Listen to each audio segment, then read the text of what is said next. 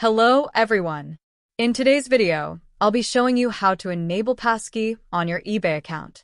If you'd like to activate Passkey, which allows you to log in using Face ID or your fingerprint, here's how to do it. First, open your browser and go to ebay.com. Once you're on the site, click Sign In at the top left corner and log into your account. After signing in, click on your name, then select Account Settings. In the Account Settings menu, choose Sign In and Security. Under that section, look for the Passkey option and click Turn On. Then click Continue and follow the prompt to verify using your Face ID or fingerprint. Once the verification is complete, Passkey will be successfully enabled. From now on, you can log into your eBay account quickly and securely using just your fingerprint or Face ID. If you found this video helpful, don't forget to hit the like button and subscribe for more tutorials.